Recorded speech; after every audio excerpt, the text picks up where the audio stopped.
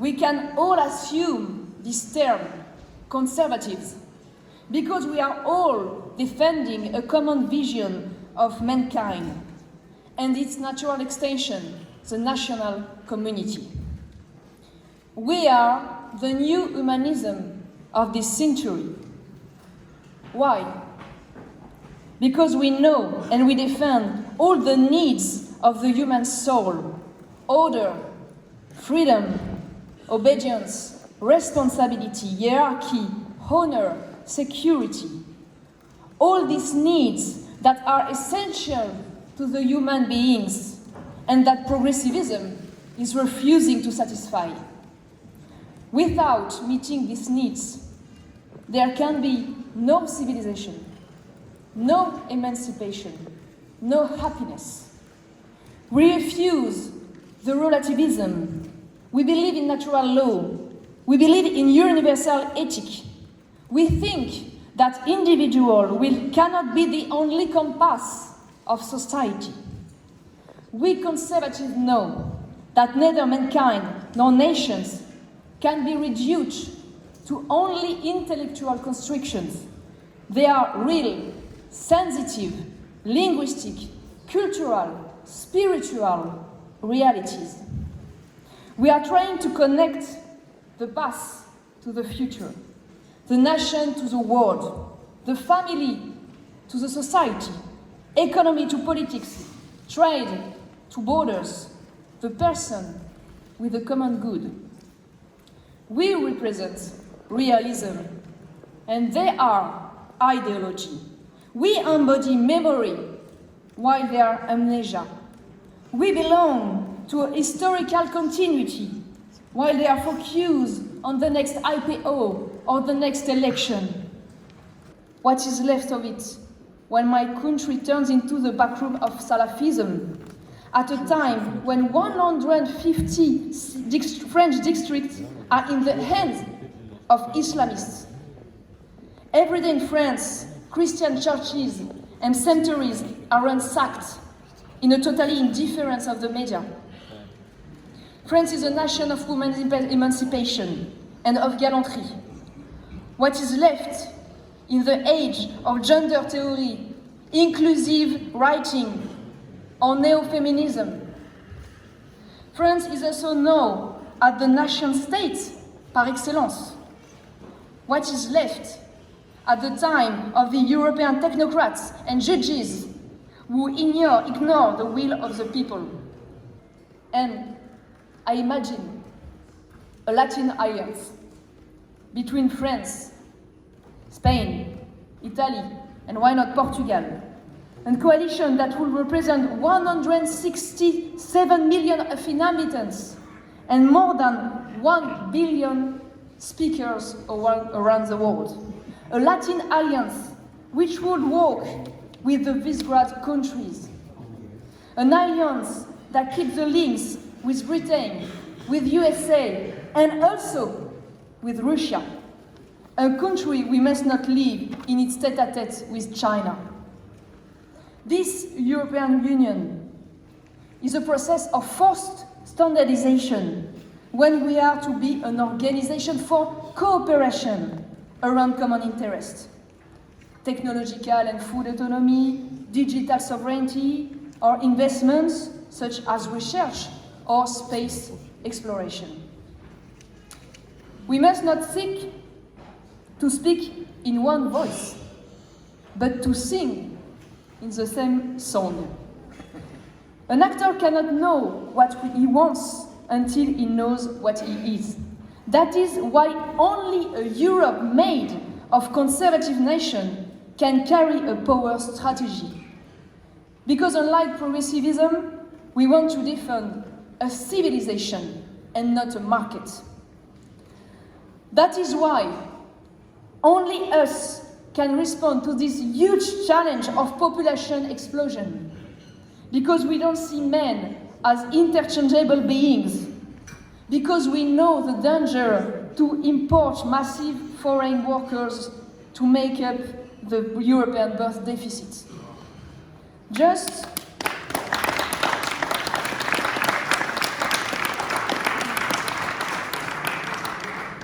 Just one fact to be in mind, just one fact. In just 30 years, tomorrow, the world's population will increase by 2 billion people. In 2050, in India, we'll have 1.60 billion inhabitants. China, 1.30 billion. Africa, 2.5 billion. And we will stagnate at 500 million.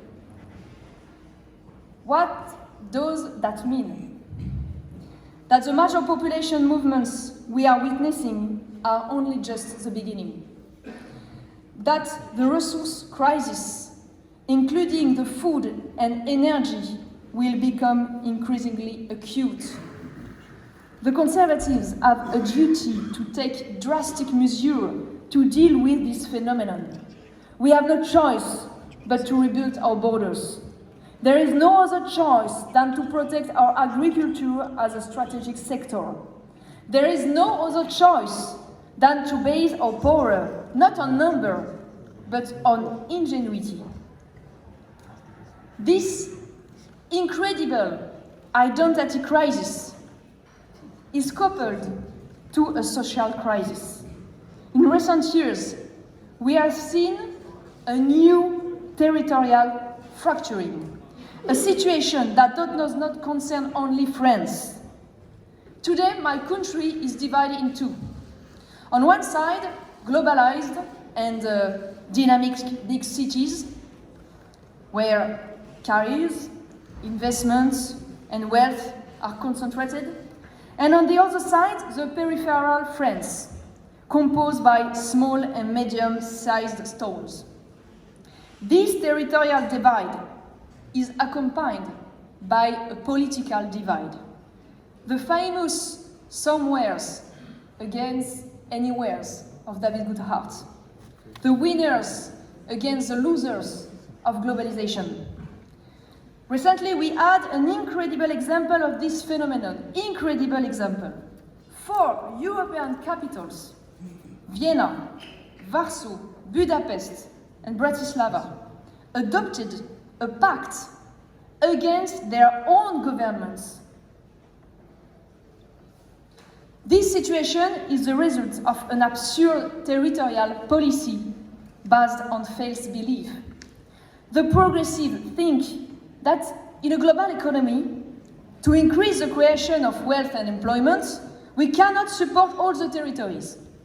So they think that it's necessary to support, above all, the metropolis, considered as the only capable of emerging startup, excellent, innovating people, the only model able to compete in the global market. All of that is mythology. This is a mythology of critical mass. You know, it is the same reasoning for territories as for international companies or for supranational structures. And as Boris Johnson said recently, all territories in real can make innovation and create employments. We must have other ambitions for these peripheral territories, or territories peripheral, that residential economy or trickle-down economy. We conservatives must rely on our rural and middle cities to have a various economy, to be competitive, to have a strong social structure, and to offer a future to all your people.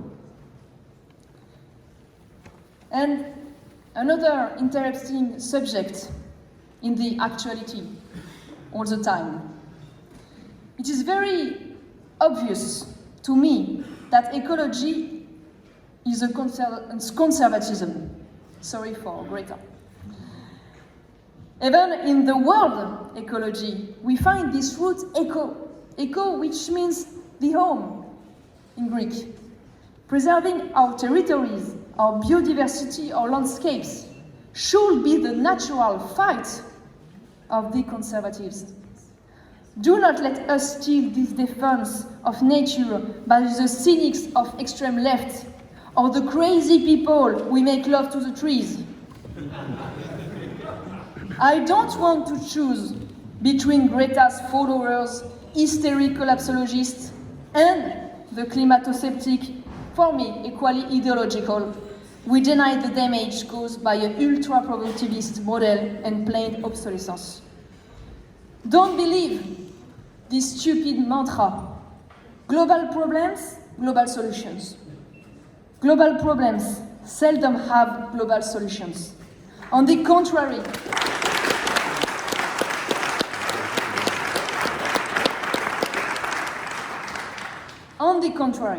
for the environment, I believe in local and particular answers.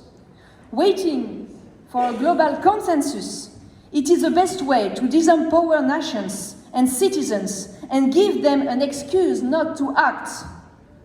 Furthermore, ecology should not be reduced to the climate. We also have to act on disappearance of the biodiversity, land artificialization, the hyperconsumption model, waste, chemicals, soil pollutions. On these topics, only nations have the means to act effectively. I know, as French, the granite of Brittany and the hills of Vaucluse. I know the sweetness of the Loire Valley and the plain of the north. We do not protect what we do not know. We do not protect what we do know.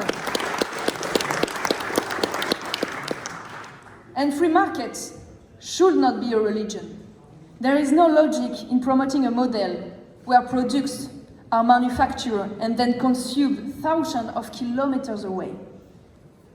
And finally, and for me it's more important, there can be no ecology without peasantry. Farmers are our link to nature. A nation of urbans cannot understand and therefore respect nature. If we preserve our landscapes and defend our food traditions, we cannot continue with this actual system. A system that drives farmers to suicide. In France, one suicide every 2 days. One suicide every 2 days. That makes them a living dependent on financial markets. That drives them to monoculture or intensive culture out of necessity. But let us not be pessimistic. Many opportunities are available to us. Recently, for example, scientists have found a way to make almost eternal batteries from nuclear waste. Conservatism must encourage innovation of companies and science to realize its ecological ambition. To continue, I think it is surprising that progressivists defend ecology for nature, but no human ecology. Today, man and the human body are becoming objects of consumption. Beliefs are for rent. Gametes can be bought or sold. Embryos are guinea pigs. It presents man as a simple social construction. Gender, affiliation are only the result of individual desire. Father and mother are becoming interchangeable options. This incredible anthropological revolution has only just begun. Already, eugenics is repairing and transhumanism is taking shape. Then, confronting this revolution, we have two choices. Our choice is between be fashionable or carrying the new humanism of 21st century. A humanism respects human dignity, that refuses the commodification of man and his products, that preserves and develops the human brain in the face of machine expertise, that responds to the human soul, that refuses to shape it for ideological purpose.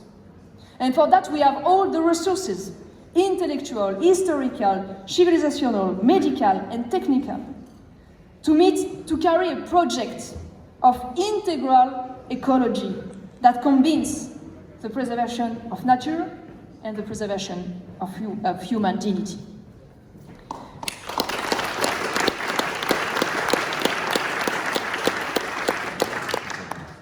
And to finish and to conclude, everyone here, I'm sure, still has in mind those terrible images of Notre-Dame de Paris devoured by flames. 8 centuries of civilization has almost disappeared before our eyes. Some of them cried a lot, as me. Some could not take their eyes off the screens, refusing to believe it. Still other groups spontaneously prayed on their knees in the street of Paris. In front of these flames, the French felt this intense need to preserve. And the emotion didn't stop here. Because if the roots went up in smoke, the foundations and the walls held. By a miracle, everything that was essential was saved. Relics, statue of saint, stained glass windows. Even the proud Gallic cockerel, the symbol of our nations, was found almost intact after the collapse of the spear. Some saw this event as a symbol, that of our dying society. Another say as a wake-up call to the vulnerability of our heritage. I prefer to see it as a promise of hope, that of the still standing foundation of our civilization in spite of the perils and the times, and even a call to rebuild this roof that protects us and this spear that connects us to heaven. Thank you very much.